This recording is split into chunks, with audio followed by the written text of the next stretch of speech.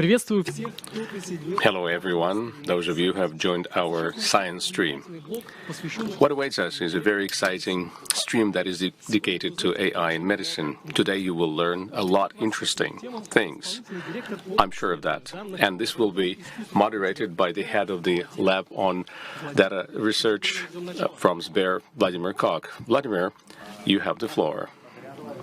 Well, for several years we have been conducting studies related to AI.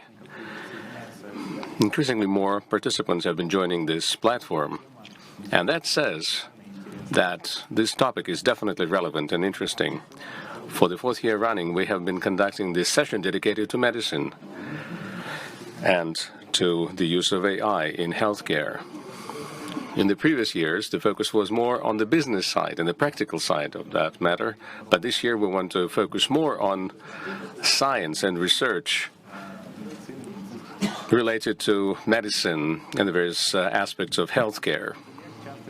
AI is very often portrayed by the media or by cinema as a danger or evil for mankind. But actually, this is a combination of methods, tools that allow us to simplify the lives of people, make things easier. And that is why it is very exciting and interesting, and it can open up a lot of opportunities for healthcare. To begin with, I will talk about the Sber's open platform, MedBench, and then I will give the floor over to our partners and colleagues who will talk about their studies.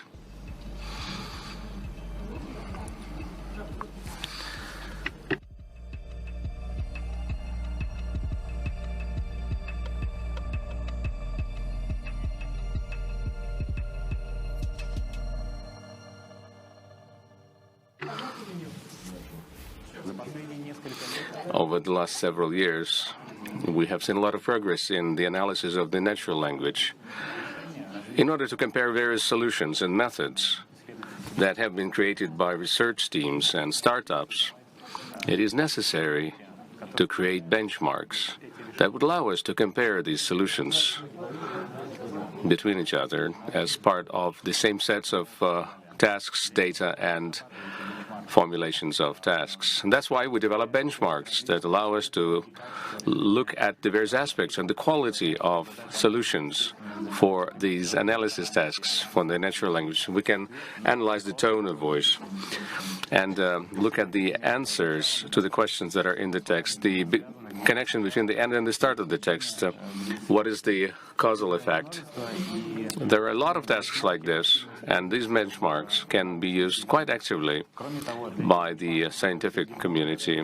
We also create leaderboards for these benchmarks to track the best quality decisions. And of course, medicine is no exception. Medicine and healthcare is a separate domain field that has its own very specific language that not every individual will be able to understand easily.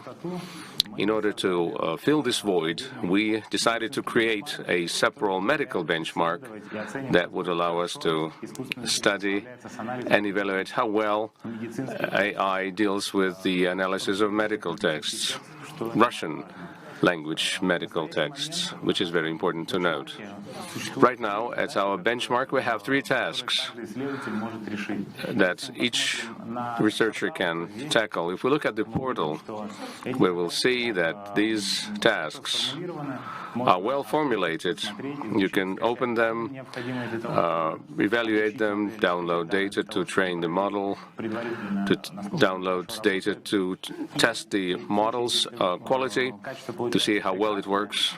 And if the quality is excellent, then the participant has the ability to to push his solution forward and provide it to the participants and make him a part of the leaderboard list.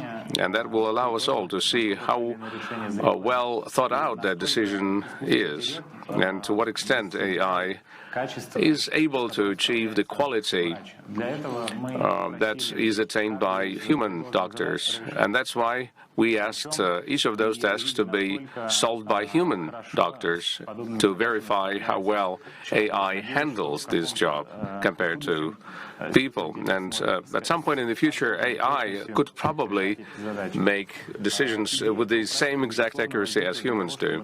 The idea was conceived of the need to develop the community that studies medical tasks so that we could combine them as one platform, a single platform that would be open to anyone who wishes to join it and do some problem solving. And in addition to this, we involve members of the medical community to join us and offer their problems that we would be able to tackle so that we could evaluate the effectiveness of AI from the standpoint of medicine, how mature they are, and to what extent they really can help the doctors. And that's why I would like to urge all of you colleagues to participate in our work on this portal and hope to see you on this platform at some point in the future to move our studies forward.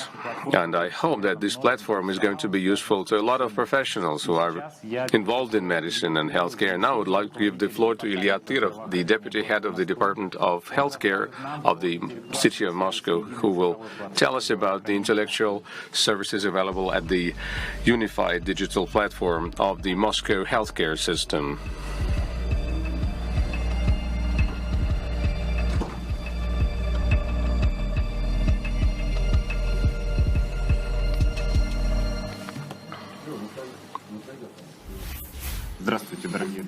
Good morning, dear colleagues. I would talk to you about the intellectual services of the single intellectual digital platform of the Moscow city. We have this single platform that has been created for several decades. It's a single digital network for medical professionals. It includes end-to-end paperwork processing, an accounting system for medical and business activities, and digital assistance for doctors. And we have been able to create a unified infrastructure that is based on software and hardware in Moscow, and we follow the standards that were approved at the level of the departments of the Moscow's government. The role of AI in Moscow's healthcare system is involving the use of various AI algorithms as aids to doctors. We decided that AI will be helping doctors to reduce the time it takes to perform routine transactions and activities and make their lives and work easier. The most bright solutions include the system for decision-making support, the top 3 diagnosis and packet administrations and assignments, machine vision in radiology, the deciphering of EKGs, and the analysis of the morphological studies. This is something that we are piloting right now. Voice recognition, and of course X-ray and ultrasound diagnostics. Whenever we perform these operations, we need to recognize voice, a chatbot for complaints acquisition and video analytics in clinics, and that's something that we will launch next year. As for the decision-making process support, we have digital assistants which are operating based on the clinical protocol that were developed by the leading experts. And we also have the IT component that is AI-based. We will ensure that we can make a preliminary diagnosis analyzing patients from the standpoint of 265 groups of diagnosis, providing top 3 most probable diagnoses. And together with that, we also have the functionality of the package recommendations that would be offering further actions that are based on the suggested diagnosis. AI is additionally a digital assistant to the doctors when it comes to automated routine operations, and that includes voice input that allows you to reduce the time it takes to fill out protocols by 20%. And as for the AI-based chatbot, this is something that allows the doctors to dedicate more time to talking to the patients, to analyze their case, providing them certain algorithms that are based on AI and machine learning, how to describe most appropriately the complaints of the patients. Millions of people have used this service to transmit their complaints to the doctors, who have access to the interface prior to the appointment. The training is done using the personified data, plus photos, videos, and text protocols. This is the technology that can be replicated. It follows a particular standard, and it has to comply with the IT infrastructure. We have to have the appropriate quality of available data for the training of the neural networks. Medical experts have to participate in the development of this AI. There has to be an order for this to ensure that we have proper interests of the end users in mind, which is a prerequisite for successful development of AI. At the same time, we need to have a competitive environment for the developers to ensure that services get improved all the time. In addition, there's a need to support basic and applied research where it comes to the application of AI technologies. Let's speak briefly about the Moscow experiment in the field of machine vision that has been going on for about 2 years now. Right now, 64 different AI services that are involved in this experiment. 22 of them have registration certificates. 17 different clinical areas are covered by this: computer tomography, X-ray scanning, mammography, fluorography, and MRT.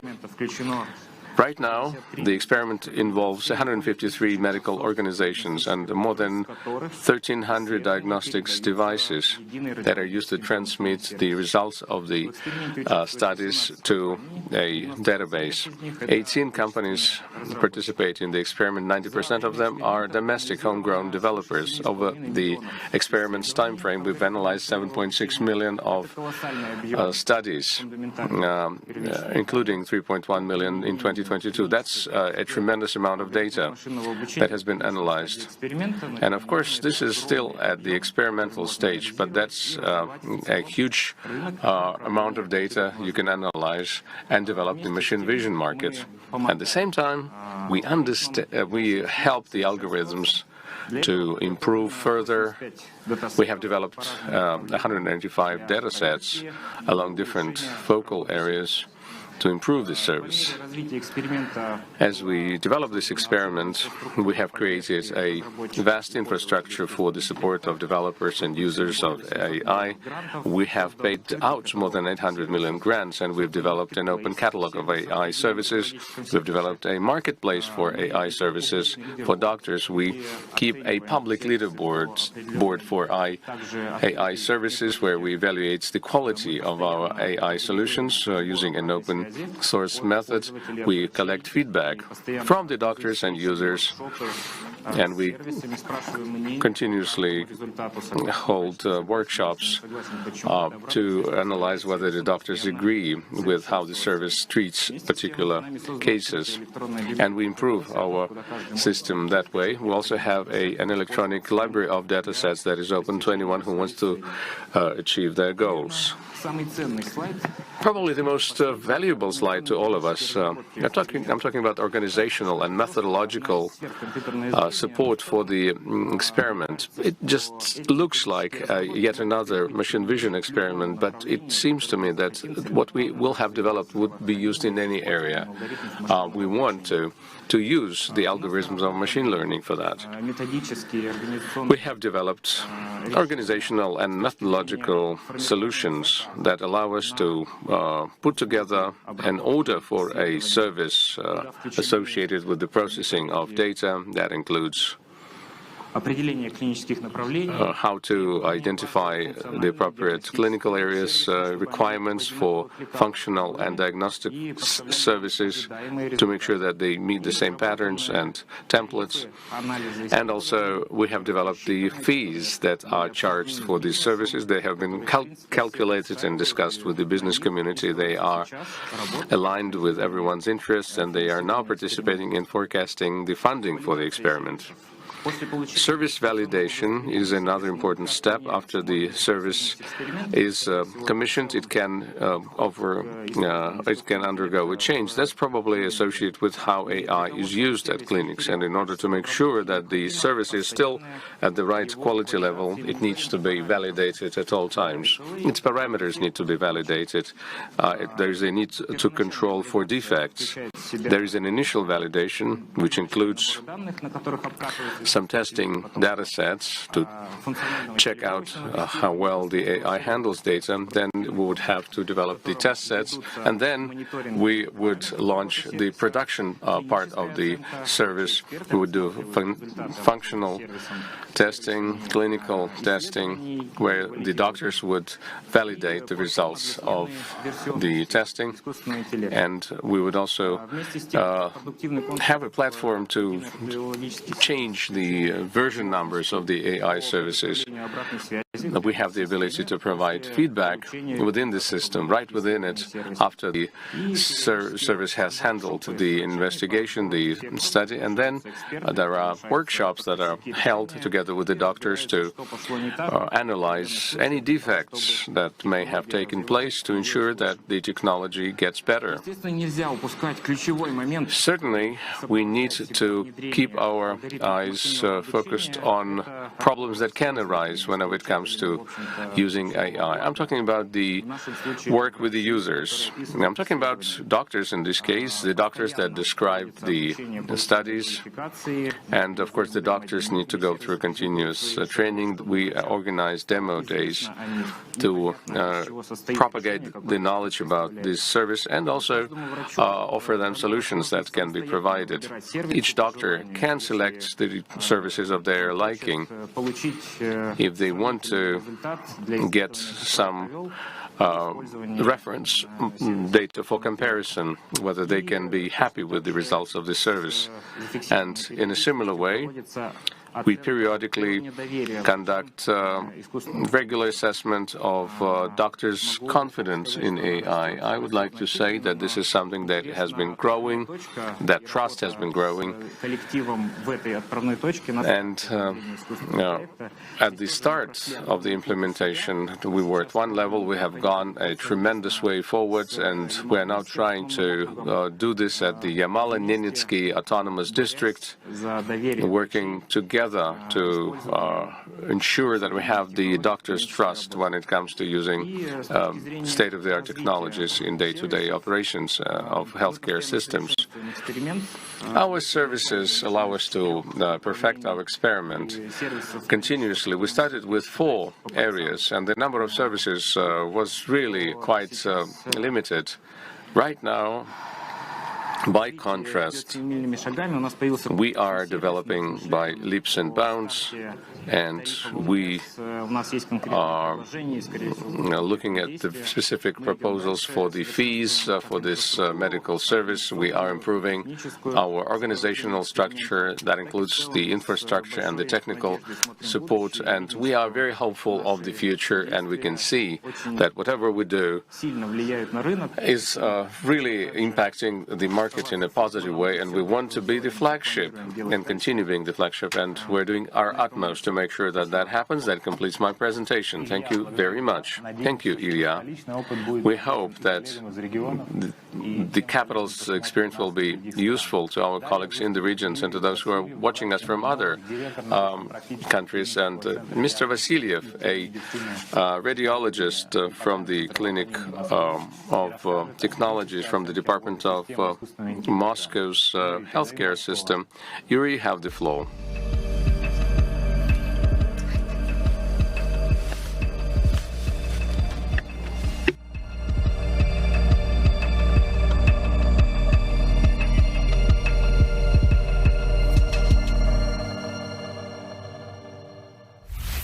Здравствуйте, уважаемые коллеги. Hello, dear colleagues. Today I would like to tell you something about the use of AI in computer vision, and I will share with you the improvement of our quality of services operations. And I would like to talk about the following stages of AI introduction into Moscow healthcare. That is, the areas of experiment, basic diagnostic requirements, then it will be reference data set, and tests and monitoring. So first of all, we determine the areas that we're going to move on really clearly, and they are selected depending on the frequency of requests that the Moscow healthcare system receives. Therefore, we determine the most frequent pathologies in Moscow healthcare department, and we exclude non-specific, non-typical clinical picture, clinical pathway requests, and afterwards we make conclusions that this area is suitable for our experiment. As for the dynamics of our area's development, in 2022 we had 16 new areas, and in 2023 we will have 15 more. It is explained by the fact that we have reached a level that we say that we do not expand but deepen our experiment, because the further we develop the area itself, the better AI service can analyze this or that pathology. Let's now discuss basic diagnostic requirements. That is a clinical task that is set to the service to visualize this or that pathology. So basic diagnostic requirements is the largest task that the service developer should analyze to embark on a computer vision experiment. Therefore, the developer reads into all the detail of every area, and basic diagnostic requirements are the key factor that AI service should meet. We also work with the reference data sets, and that is a critical factor without which the experiment is impossible.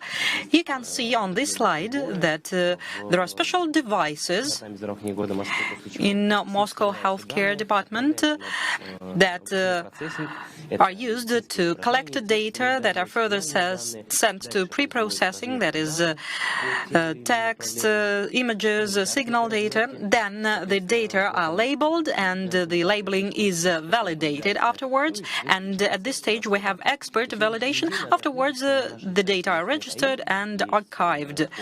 And at our mosmed.ai website, you can see a QR code in the bottom right-hand corner. There is a reference data set that you can use, that you can test, that you can resort to. It is open source, and in the bottom left corner there are our methods recommendations, in accordance to which we show how data labeling takes place today and how you need to work with that. And today the labeler is the current radiologist with a certificate and not less than 5 years of experience, and plus an expert. And that is a really crucial factor, because interns or students in data labeling process is impossible, because they still need to be learned. Therefore, they cannot label the data that they do not know much about. The next stage is services testing, and benchmarking testing is really significant. And today we have 100 studies that meet the basic diagnostic requirements. Then the result is sent to the AI service that indicates probability of pathology, and then we assess true positive, true negative, and false positive, false negative in our quality metrics assessment. And afterwards we receive the the values of the metrics. Then we talk about the AI services operation and usage. This slide shows us the workplace of a radiologist.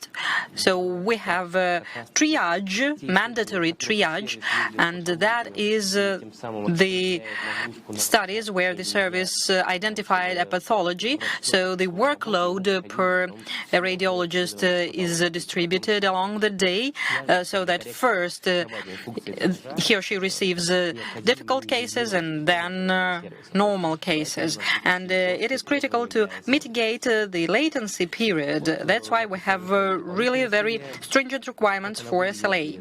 Here you can say an additional series that is working with an image with all the detail needed to verify this service. And a very important moment is a textual conclusion, that is the so-called DICOM SR.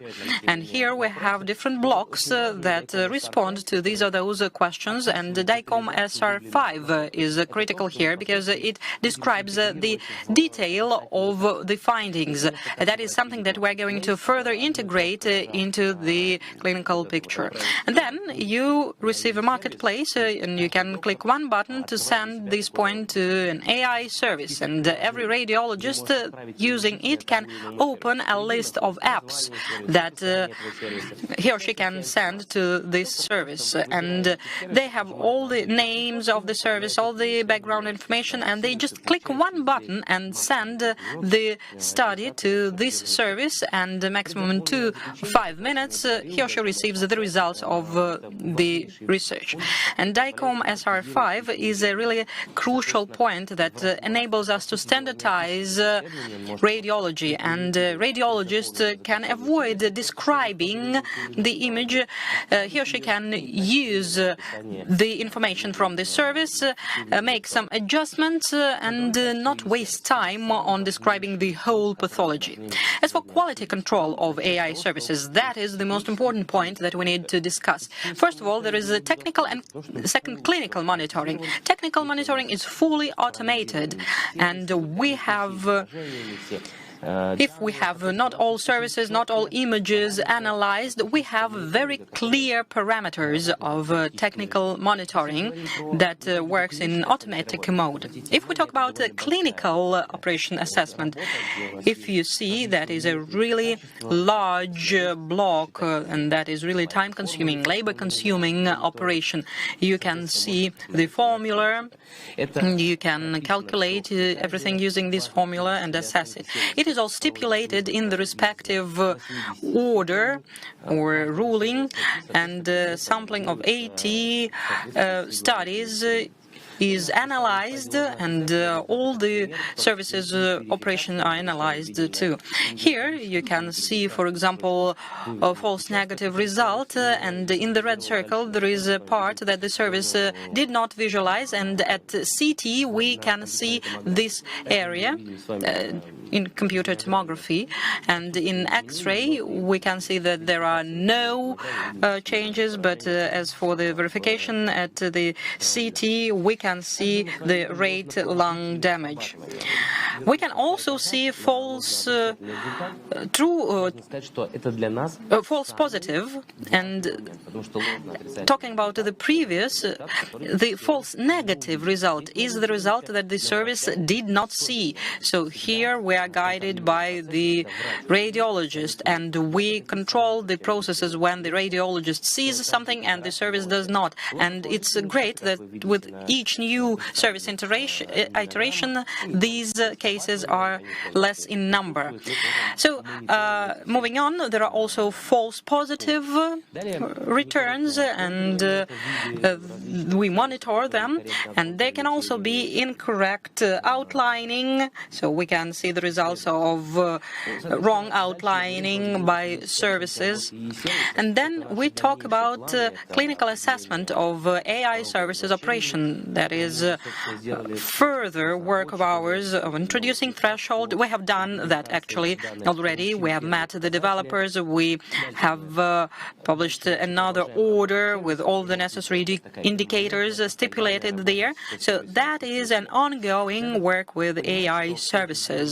And we need to understand that it is all done within the order on applying clinical assessment, and the algorithm of services assessment includes prevention in the first month if they are lower than the threshold, and if it is repeated, then the service is suspended and sent to the improvement or rework. And we also have a ranking of AI services. That is a leaderboard present on our website. We update it all the time, and here you can see AI services comparison metrics. You can study this information too. And we also track the evolution. So in February 2020 it was chaotic, but today that is a clearly worded response to the tasks set. And DICOM-SC shows an additional series with identifying pathological changes, and again 2020 versus 2022. DICOM-SR as well, 2020 with not detailed conclusion, and 2022 detailed conclusion. So diagnostic precision and accuracy is growing with every year, and you can see how it is reflected in the results. As for the application of AI today, first it is a digital assistant of a radiologist, and that is the primary description of the result, sorting the result of researches, and the development will go on. And in the next iteration we are going to emphasize morphometry and automate routine measurements of the radiologist. We're going to move to comprehensive AI services and form a pre-fill down the protocol of research. Thank you very much for your attention. Thank you, Yuri, for assessing the AI services quality. And the next presentation will be about SEMA platform for AI services used for pathology identification. And Senior Research Fellow of AI Research Institute, Nikita Ivanisenko, will give this presentation to us. Nikita, the floor is yours.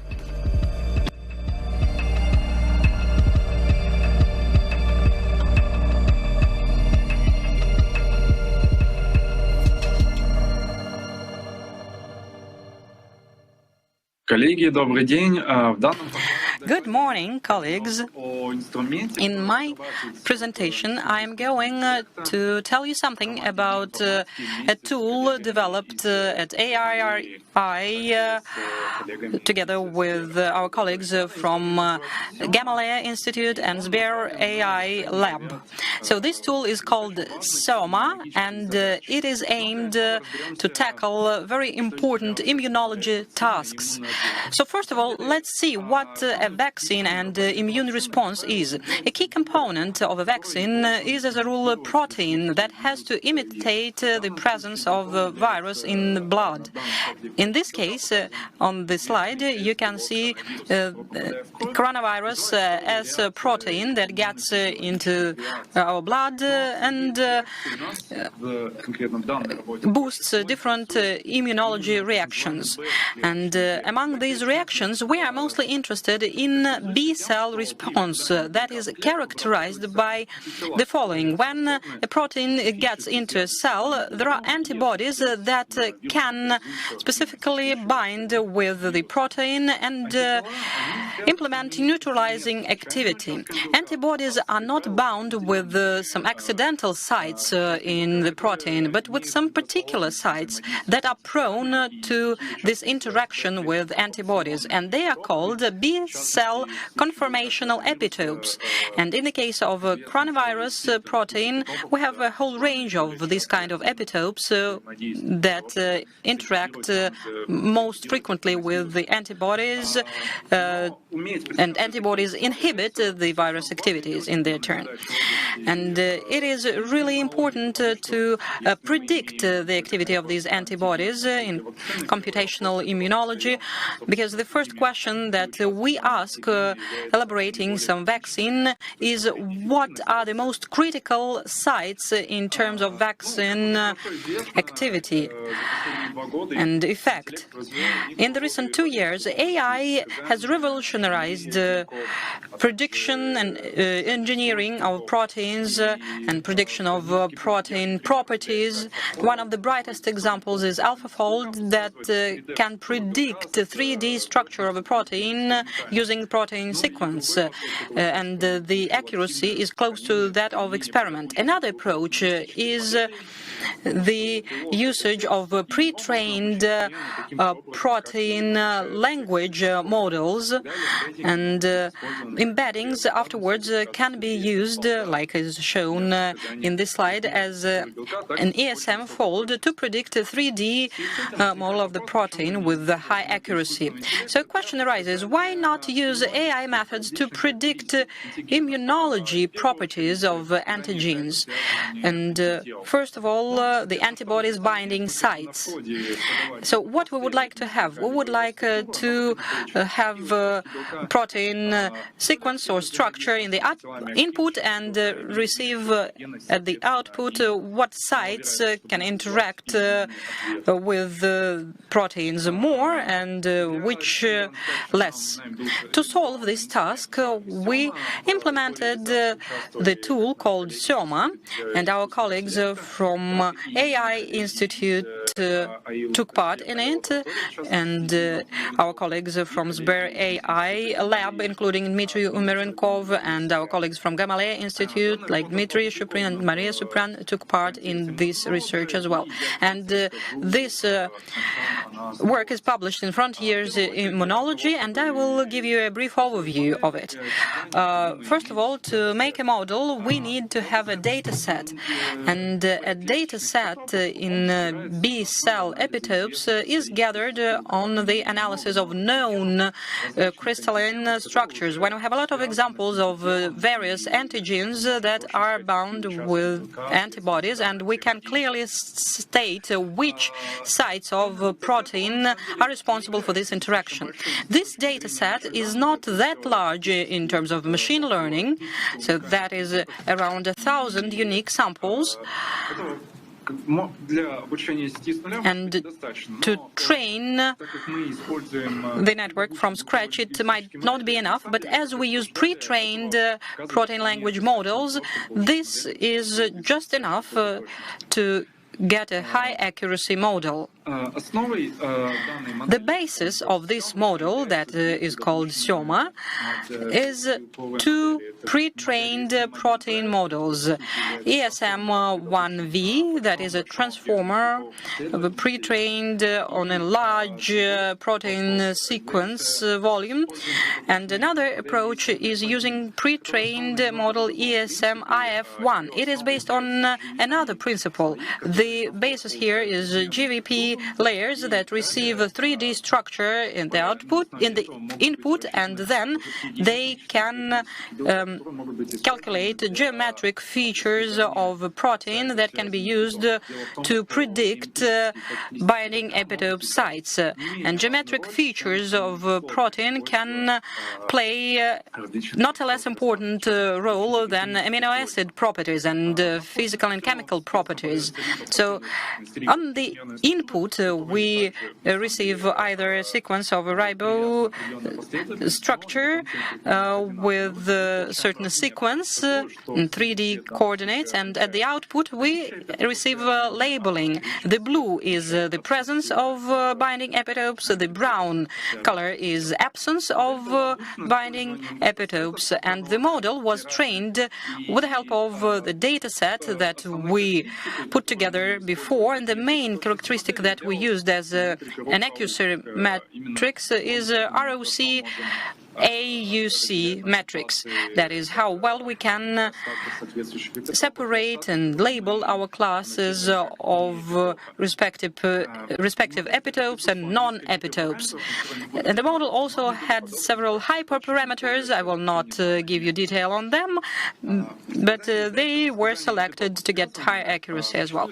So prediction of binding epitope has existed for over 20 years, and several tools that are golden standard as of now have been elaborated to predict the antibodies binding. And naturally, we have compared our pre-trained model, using our data set with the tools that are golden standard to solve this task. And it turned out that pre-trained protein language model provide much better accuracy metrics than the current methods.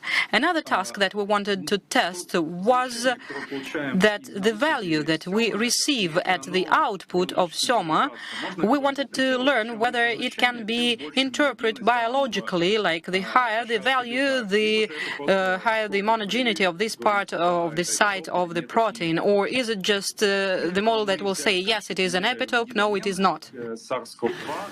So we studied the domain that's responsible for the immune center of the human beings. This is where you get the most number of the epitopes, and based on this data you can estimate immunogenicity of the domain, and we got very good correlation between the immunogenicity of the domain and the level of prediction of SEMA, which says that we could optimize the sequence of the antigens further to improve its potency or immunogenicity. This tool is available at this link shown on this slide at the bottom left corner, and you would input either the protein sequence or its 3D structure, and at the end you would see the result, whether this is the epitope or not. And if it's brown, that would probably indicate that it's not what you're looking for. In addition to the prediction of B-cell epitopes, there are other immunology problems that are very important for studies in the field of vaccine development. One of the important tasks of immunology is to replace antigens to improve its immunogenicity. And we also need to be able to predict correctly the T-cell response and B-cell response. Another important thing to be able to predict are the antigens that could specifically interact with the antigen epitopes that we indicate can have high immunogenicity. All of these problems are currently being implemented in specific modules of the SEMA 2.0 module, which is developed by the AI Research Institute. And I will just talk about one of the modules that is currently implemented in the SEMA model. We are showing you how we can predict N-glycosylation. This is what is happening within the cell, where the protein is attached with the branched out saccharide, and thanks to this glycosylation and glycosylation enhances the property of the protein and its immunogenicity, and the presence of sugar there makes sure that the antigen cannot be bound to that site in the absence of N-glycosylation. And this is important to be able to predict where such modifications would occur in the protein sequence. Moreover, it would be important for the researchers to be able to artificially introduce these modifications to get rid of certain epitopes. Let's say if we deal with the viral protein that has a lot of epitopes, some of them could be gotten rid of, by including their N-glycosylation sites to ensure that there is no binding with those epitopes, and instead that other epitopes would be used that would be more conservative and would increase the potency of the vaccine against the other strains of the virus.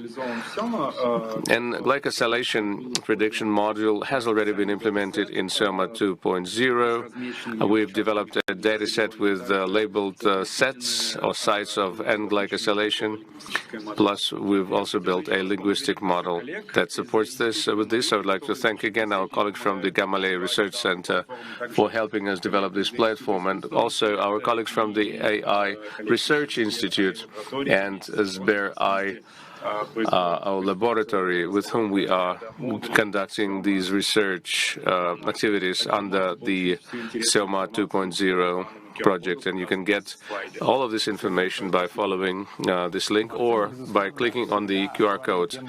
Vaccines are always topical, especially these days. Nikita, we thank you for your presentation, and now I would like to give the floor to Ruslan Lukin, who is the head of the lab of AI in new materials at the Research Center in the field of AI at the Innopolis University, and he will speak about how AI allows us to develop new medicines and helps develop pharmacology further.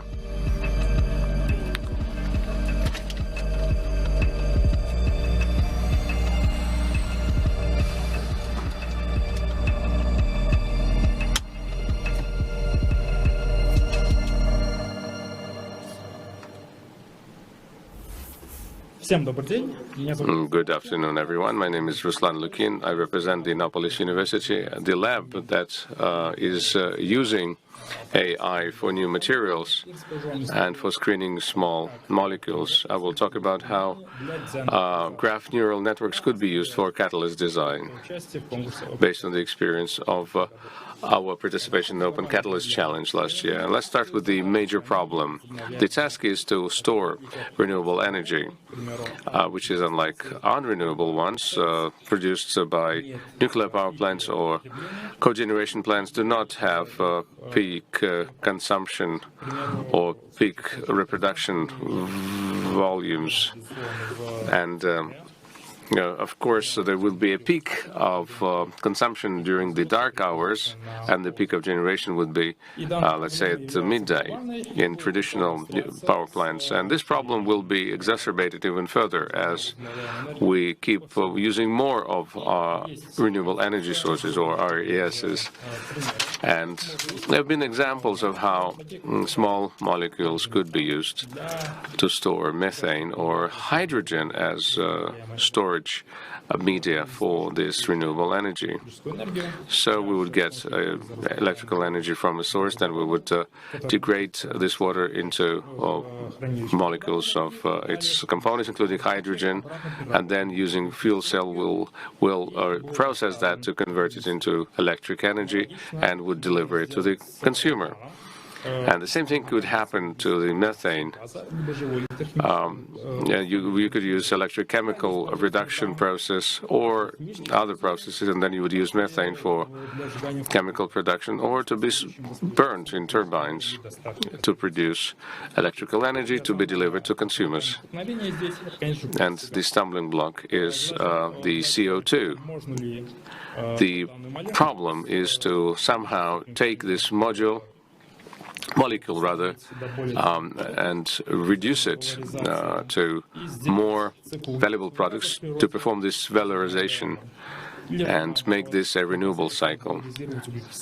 Or we would take the more valuable products out of the atmosphere and use these molecules as feedstocks for chemical production. The topics of electrochemical reduction is a topic that is quite topical these days. It has been exponentially growing, and you could judge that by the number of publications on this topic that has been growing. And we could use electroreduction of CO2 to store energy and to produce CO1, CO2, and CO3 as building blocks for the chemical industry. In a way, we are reproducing the natural cycle of the carbon dioxide. Similar to the photosynthesis, we have catalysts here that are at the cathode of the process where we are reducing CO2 using the electrochemical process. The catalyst is the most important element here because its role, in addition to the absorption of CO2 and intermediates, is the transfer of charge from the cathode surface to the small molecules, which is fairly difficult to activate using traditional methods without using catalysts. And the search for catalysts is the task that we're trying to achieve as we do the search for materials. In 2020, the group of researchers from the Carnegie Mellon University, together with a group of other experts from Meta AI and CMU, published a data set that includes about 1,300,000 density functional theory relaxations, and that was generated heuristically, and also all of the intermediate points using the quantum chemical approach. And based on this, the authors conducted an open catalyst challenge, and the three main challenges were presented: predict the energy and force for a given state, predict a nearby relaxed state given an initial starting state, which is to optimize the structure using the DFT method, and also predict the relaxed adsorption of energy given an initial state. And again, this is generated heuristically. This data set includes standard structures, metal structures, multi-metal structures, intermetal structures, and of course this also includes high entropy alloys that are widely used. Speaking about the structure of the data set, it includes a combination of a wide range of catalysts, about 45 different elements with 52 different adsorbents that are based on carbon, nitrogen, and oxygen. I'm talking about adsorbents from single atoms, oxygen or nitrogen or hydrogen, and small molecules, CO, CH2O, and N2, or other intermediates that are produced as a result of electrochemical or standard chemical reduction of these molecules. If we are talking about a catalyst, we certainly take into consideration the surfaces of metals. These are usually intermediate or transition elements into metallic elements from the periodic table, various metallites of boron and phosphides, and of course the widely used high entropy alloys. If we are talking about the reaction that could be built based on these intermediary points, this includes reactions of hydrogen reduction, as we extract hydrogen from water using electrolysis, hydrogen oxidization in the fuel cells, and the oxygen reduction using catalysis process, and Haber-Bosch for producing ammonia, and other methods. This also includes in-domain examples, and we have here basically the reproduction of the structure of the adsorbents and elements. We also have OOD adsorbents and out-of-domain catalysts. That includes combinations and earlier unexamined elements. We also need to mention that these structures have a polymodal nature, and this polymodality is explained by a broader spectrum of adsorptions for the intermediate materials. Then we'll talk about our experience in participating in this Open Catalyst Challenge. We decided to take part in this challenge that dealt with the initial structure to relaxed energy. We needed to predict the heuristically generated structure that didn't have any connection between the adsorbate and the catalyst. We had to predict the energy of adsorption of this catalyst on the surface, which was quite doable. We are showing here the initial structure for relaxed energy for the challenge, the same out-of-domain, in-domain structure, both for adsorbate and for catalyst, and the anomalous structures that are outliers and do not fit in the polymodal frame. And we've also done the both of the data sets to verify our model. Here we are showing some examples of how different structures are being formed for different catalysts and the molecules offered. We have various variations here on the surface. You can look at the diagonal cross-section and see different values for adsorption parameters and other characteristics, which is important to show when you do the validation of these experiments. If we are talking about our results, we were in second place after Microsoft Research Asia, and their team used transformers, and other users, including ourselves, we used graphs and neural networks. And the message passing method that was presented by the researchers Gilmer and Justin from Google.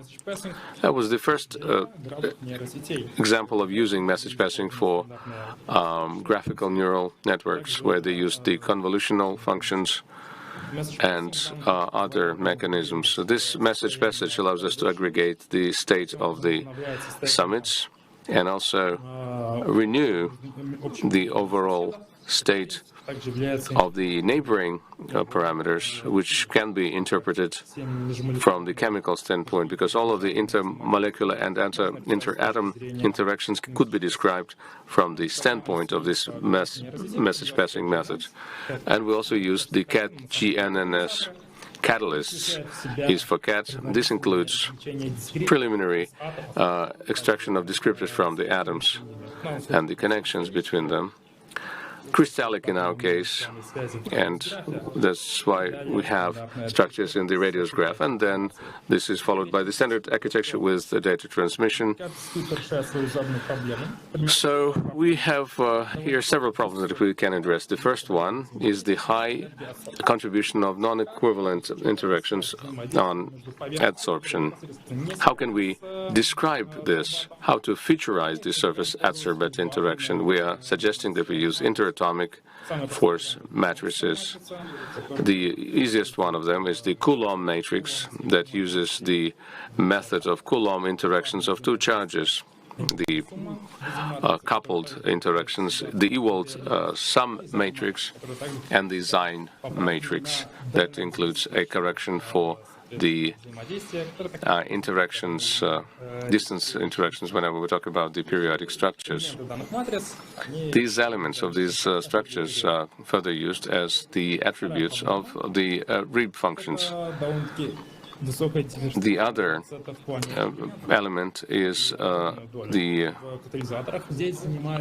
orbital field matrix. Of course, the transition metals play a very important role here, and in the data sets that we use here that are benchmarks, we encountered some of the elements that we had never seen before, that would include the orbitals that applies to the phosphorus atoms, and we need to describe how they diversify after adsorption and after bond formation. We also, as I mentioned, use the orbital field matrix which is a representation of the atom structure that is multiplied by the representation of the surrounding atoms. This shows an example of how we are producing spectra for the sodium chloride, the regular salt, and we have 6 chlorine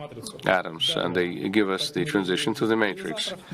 And in these catalysts, we decided to use this tricky method of extraction. We used the fast representation of the absorption site, and we did this by labeling of the surface atoms involved in catalyst-adsorbate interactions. And we get the subgraph that could be used further for that purpose. If we're talking about the graph architectures that we used, the neural network ones, of course, we used the off-MNet architecture as an adaptation of what had existed at the time of OrbNet that existed at the time, that uses quantum chemical spectra for the input parameters. But since we could not use any quantum chemical information because of these calculations' nature, we couldn't use them for training the networks. We used the OFMNet matrices as the input parameters for the summits, and then we used other matrices for the ribs. We also used the subgraphs from the binary labeling for the atoms that interact with each other or do not interact with each other, according to our opinion. We also trained the existing matrices that are the convolutional graphs with the convolutional filters, and DimeNet is another one, in addition to the Edge Update Net, with the neural networks with the direct transmission of information. It was a disruptive technology at the time. It was in 2020, and DimeNet includes information about several covariate interactions that are at a distance of, let's say, of 2, and not just neighboring ones.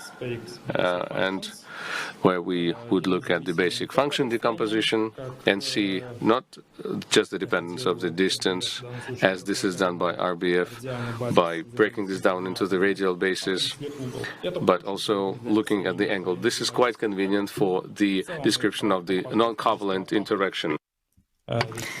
As in general, this approach is validated because some energy is the energy of torsion interaction and connection and so on.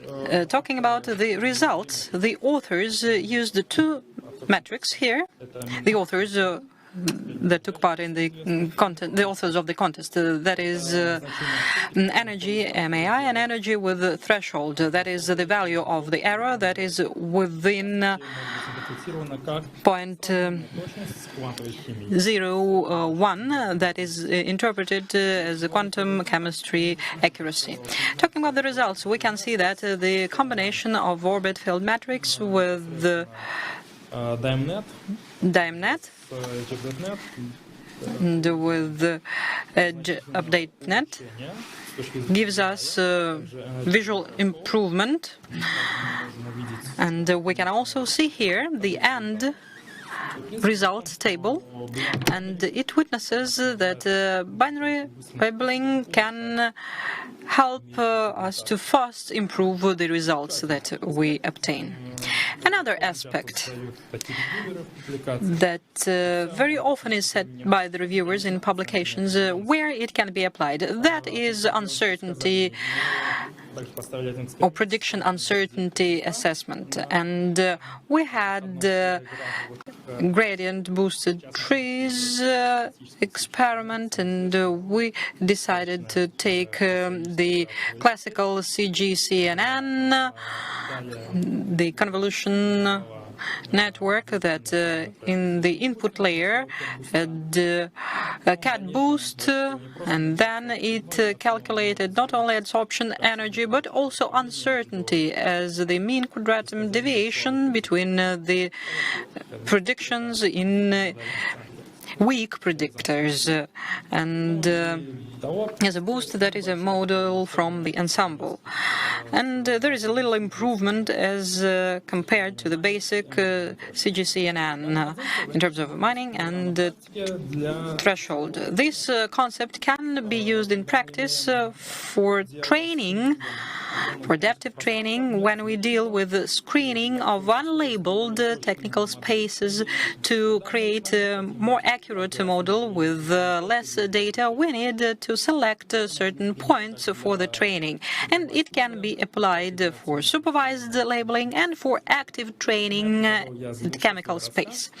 And thereby, I think I would end my presentation about graphs and neural networks and catalysis. Thank you very much for your attention. I would be happy to receive your comments and requests and questions. Ruslan, thank you very much for describing your experience. And now I'm happy to give the floor to Maxim Sharaev, head of research group of Skoltech, who is talking about Alzheimer's diagnostic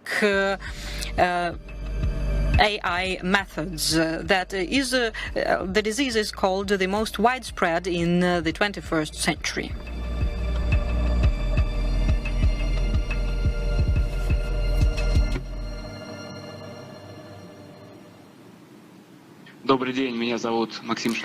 Hello, my name is Maxim Sharaev, and today we're going to discuss such important thing as interpretability of machine learning models in medicine on the MRI structured data for Alzheimer's disease. Let's first see how a physician or a neurologist or psychiatrist acts when receives a patient. First, there is a conversation, then they consider tests of neurovisualization, blood analysis, brain activity, according to the functionality method data like EEG.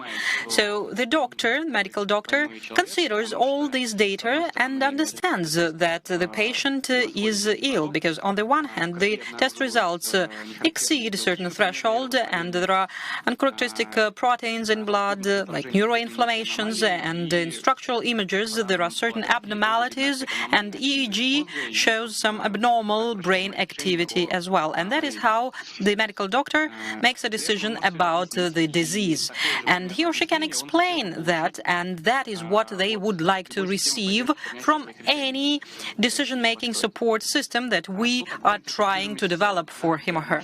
So what is interpretability for machine learning? That is an ability to use obvious terms to explain how the model made this or that decision. An easy example is classification of dog and cat. So we would like to understand where the model looks at the picture to make this respective classification. Same is true for neurovisualization data. We would like to understand what part of the image was key to make this or that diagnosis. If we go back to a medical doctor and give him a decision-making model as a black box, they would not use it because they need explanation in the terms clear to them and the community. Talking about neurovisualization, that can be a specific indication of some area of the brain that has this pathology or some activity pattern at EEG that is non-characteristic to norm. And the model should explain what is wrong using the obvious and clear terms. We know that there are various methods and families of machine learning methods starting with linear and ending with deep learning, and as a rule, the simpler the model is, the simpler it is to explain how it made its decision. But its efficiency in a complex task is worse. As for deep learning models, we receive millions of parameters and thousands of features. So to get a certain explanation of the decision made from the model, we need to come up with separate methods that would analyze it. Therefore, the main issue in working with deep learning is that we have a lot of parameters and it is not clear how they are connected inside the model. Intuitively, it is clear that when we talk about medicine or healthcare, we can have different models of data that can be images, interpretation, biochemical blood analysis, and explanation from the model will be different. And if we have many various types of data at the same time, that can be some interconnection inside this data structure. When, for example, a person has a pathology in blood analysis, in blood test, and a pathology in signal analysis, and it can be seen in the brain image, so it is a different situation. And in this report, in this presentation, we will talk about MRI, and there are different ways of explaining. The most visual one is to highlight the site that is called attribution map. And if we have an F model that on X input gives us Y output, then our interpretation method will be an E function, as you can see on this slide, that highlights the most important of the features that the model uses in its operation. Traditionally, there are three main ways to do that. That is gradient-based methods, that is methods based on backpropagation or perturbation. And there are also surrogate methods that we will not deal with.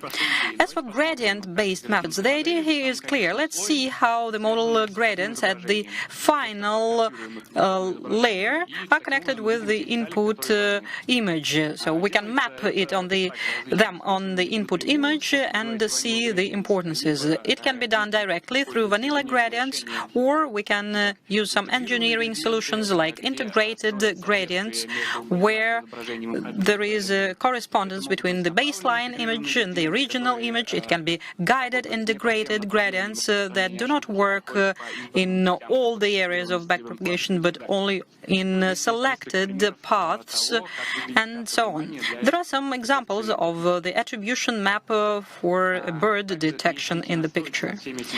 There are also certain upgrades for these methods when we have smooth gradients, and this technique adds Gaussian noise to the copies of this image, averages out the gradients, and receives the result. Another two methods connected with the gradients are guided backpropagation and GradCam.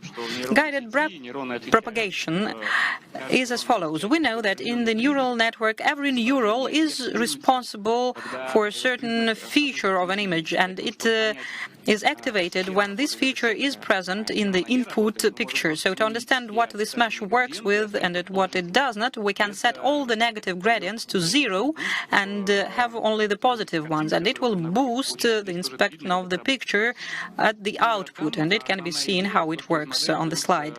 As for GradCam, from the model we take only those gradients that get to the final convolutional layer, and we produce a heat map highlighting the respective sites. As for perturbation-based methods, they are clear. We can hide parts of images from the model with a constant mask, or adding some noise to different sections of an image, or we can blur some parts of the image to see how it influences the final prediction. It is good because we can see what part of the image was critical for the model, because when we damage it, the prediction quality changes. But that is really complex computational methods, and we have to run a lot of experiments, so it can be pretty difficult. Furthermore, we do not know what size of the image we should close. Like in brain operation, we do not know what part of the image in volume we should close to correctly make a conclusion about this or that interpretation. As for how we tried different methods of interpretability at our data, that is a large data set that is called ADNI, that is Alzheimer's disease neuroimaging initiative, and there are data of over several thousand people, and we can analyze the pathologies visually to verify the model results. So the data set structure, there are healthy people, and there are Alzheimer's disease people, and some intermediary stages that are called mild cognitive impairment. And the basic task is to see the difference between the healthy people and people with Alzheimer's disease, and 3D CNN trained 3D CNNs were used here, and another task was to see the difference between AD and P MCI and SMCI, and they give worse results because the states are very close to each other. So therefore, we receive the results, register them, and use them in our interpretability studies. So that is the first method based on gradients, vanilla gradients. So that is the basic approach without any tricks. So you can see that the attribution maps are really very sparse, and it is not convenient for medical doctors because too many areas get into the interpretation area. But on the map we can see the sites that are from literature important for diagnostics of Alzheimer. First of all, that is expanded ventricles, and that is decreased hippocampal volume, and that is gray matter thinning in the temporal lobe. So as for sensitivity, this method is not bad. The second method is the perturbation method that gives us a denser picture that is easier to interpret by medical doctors, but here we do not get important parts for analysis like ventricles. So we can see only one feature, that is gray matter thinning, and it is shown here on the slide. As for illustrating of how add-ons on gradient methods work, so on the left-hand side, or on top, that is simple gradients that show very many things. So they are sparse images that have ventricles and temporal lobes. Then, if these gradients are smoothened, then the image is denser, so it's better to be interpreted by a medical doctor, but we do not get the ventricles or hippocampal areas here. If we get to integrated gradients, we can also see that the image is denser here, and parietal lobes and hippocampal areas are here. So if we talk about the balance between sensitivity and specificity, then it will be integrated gradients mean method. So before this point, we worked with the so-called book or literature knowledge, or communicated with medical doctors to understand how well this or that method is in interpretability. But our data set that is called ADNI is that for some patients there are longitudinal data of several visits of the patient, with the first visit when the patient was healthy, then progressed, and the final is Alzheimer's disease. So we can come up with ground truth masks for these patients. So that is when we subtract the image without a disease of this patient from the image with a disease. And therefore, we can construct a map with a pathology. So if we feed into the model some of the pictures before the illness or after the illness, we want the model to correctly classify what happens with this patient. And second, we want to see where the model looks at and compare it with the ground truth mask, knowing different stages for that patient. If we talk about mean average at a group, that would be a heat map of the changes like this.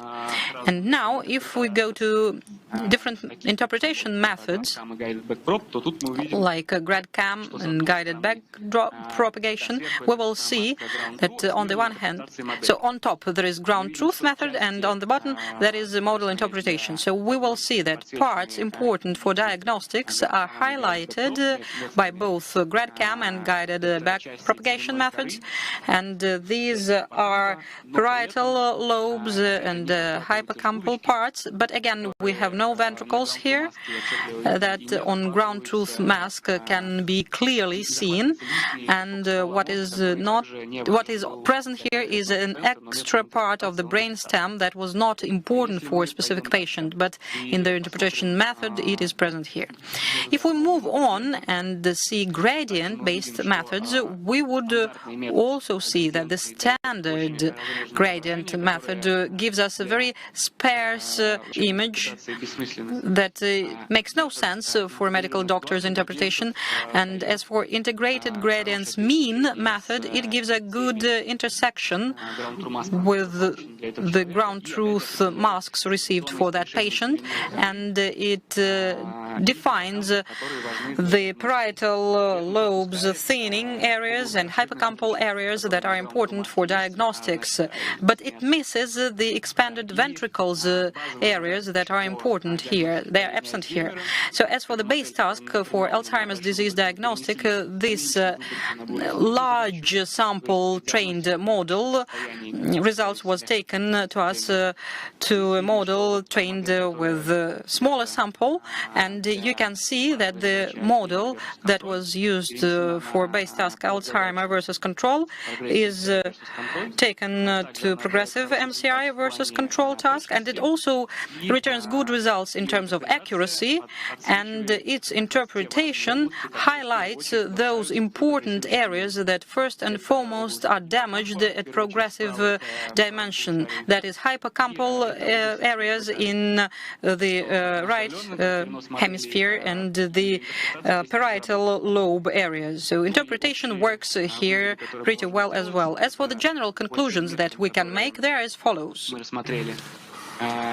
Based on what we've looked at, I'd like to give you a summary that guided back propagation of errors works, but it highlights both significant areas and structural features of the brain that are not related to the problem, but they're just highlighted because of the background.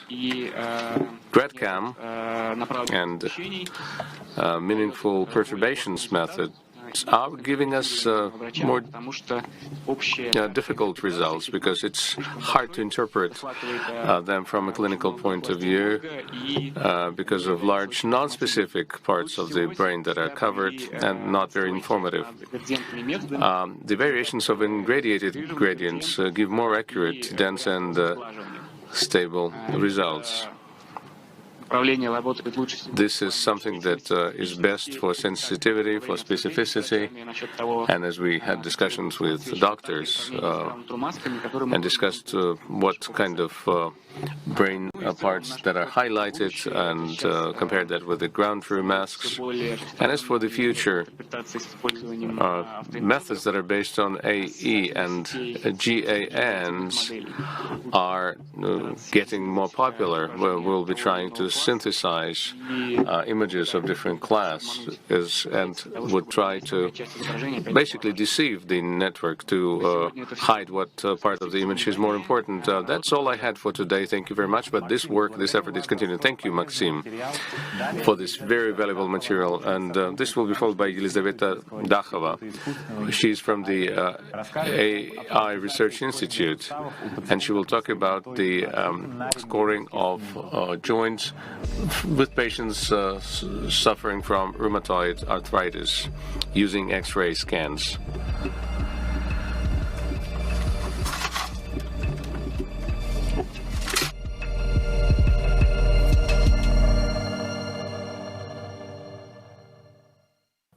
Добрый день. Меня зовут Elizaveta Dakhova, и я представляю подразделение. Hello, my name is Elizaveta Dakhova, and I represent the department that deals with the analysis of medical images. I will talk today about the automated scoring of joints for patients suffering from rheumatoid arthritis. This disease is an invalidizing chronic disease that affects the connecting tissue, and that's when the body produces antigens and antibodies that affect the patient's own body, and this destroys the tissue, primarily affecting the joints of palms and feet. This is not a very often occurring disease, but it's still something that can affect up to 2% of people, and every year 75 new cases are discovered per 100,000 people. Rheumatoid arthritis is often found more often in women than in men.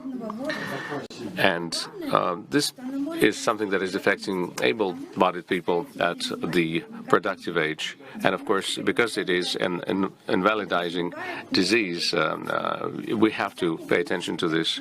Of course, we need to discuss what is the clinical picture. We need to do the blood tests and study the X-ray scans of feet and hands. And we would use a sharp classification to understand the joint space narrowing. And this is an analysis that essentially takes about 20 minutes, and it's quite labor-intensive. And therefore, there is a need to automate the level of erosion and the narrowing degree. This is a solution that could be broken down into three main steps. We can build a model of AI that is based on a certain data set. There are data sets without labeling, and yet in 2020, a challenge was organized in 2020 that allowed us to compare the various X-ray scans. Unfortunately, the data that was obtained during the challenge is not open for everyone, and there are no open data sets with the labeling of such joints. Therefore, there is a need to collect and label this data manually. And then we need to get a clinically interpretable model, and we need to do this in two stages. Number one, we need to localize the joints, and the second part would be scoring. And that way, for every joint separately, we would get the assessment of the erosion and the narrowing. And we would basically did this together with our colleagues from the Rheumatology Research Institute named after Nasonova. The first step, we focused on the rheumatoid arthritis with patients suffering from a version of it that affects hands. We have worked with 350 patients with 226 localized problems. Because of the subjectivity of the assessments, the labeling between the doctors is not very well correlated and aligned, but at the same time, it can be seen that in most cases, the doctors agree in most assessments. As I said, the solution consists of two parts. The one step is to localize the joints, and the second one is the assessment per se. The model for the localization was built using the following sequence: pre-processing of the X-ray scans, then the augmentation of the model, segmentation, and the error function. As the model, we used UNet, and as the error function, we used the combination of DICE and BCE. The model dealt with the problem of segmentation because at each scan we would have a fixed number of or determined number of joints, and the segmentation is the best approach. This model is used in the following way. This pipeline includes a post-processing step, and as a result, the accuracy of this model is 95%, which is considered to be a good result. Now let's talk about the assessment of the state of joints. For this neural model, we use a very simple model, ResNet 34, and we're doing the regression. For the error function, we use MSE. It is fairly simple. It also consists the pipeline consists of the pre-processing, processing of the joints, augmentation model, and then assessment of the narrowing. And then talking about the results of this model, they are shown on this slide. We can see that the model provides us with certain patterns that allows us to provide quality assessment of the result, and it's certainly far from being perfect. We need to make further steps to go beyond 99% of accuracy. We need further steps to be taken.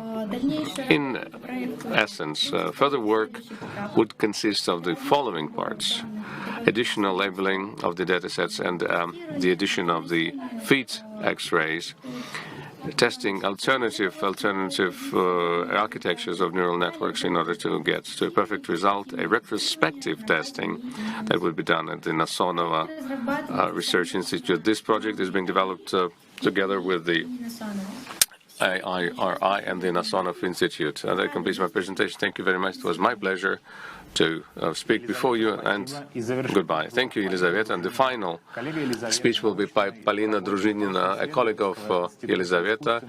She is from the AI Research Institute, and she will talk about the importance of the preprocessing of MRT scans to automate describing the contours of malignant tumors in the brain.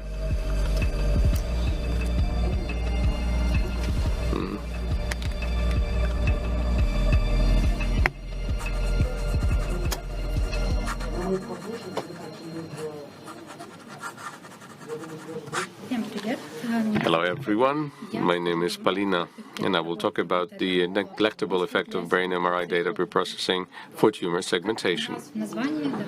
As mentioned in the title, we are going to work with the glioblastoma of the brain, and of course we need to deal with the problem of the heterogeneity of the data, which is defined by the differences between the subject and the features of the MRI sequences.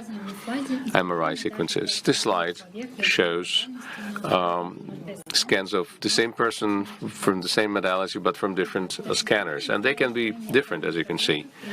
In order to address this problem, certain steps need to be taken in terms of preprocessing. We need to standardize the anatomy, interpolate the coxals, or rather the voxels, and then we do the skull stripping, and the final one of the steps is the image enhancement. And this pipeline is a standard approach to working with MRI data. No one has studied the impact of these steps on the study, and we will examine each of these processing steps separately and see how important they are to work with contemporary architectures and training methods. We did a comparative analysis, and we also looked at the datasets we had and the Burdenko dataset. And then we used that data for training the network and do the preprocessing pipelines. And one of them was HuUNet, and the Transform was the other. Speaking about the preprocessing methods, we did a comparative analysis of the voxel by voxel difference before the sampling and after the sampling, where we use the intensity correction for the images. And we can see the shift correction, noise suppression, and standardization. The results of this experiment showed that for this open dataset and for the closed dataset, in order to have clear prediction. We need to flatten out the anatomy, make them even and homogeneous.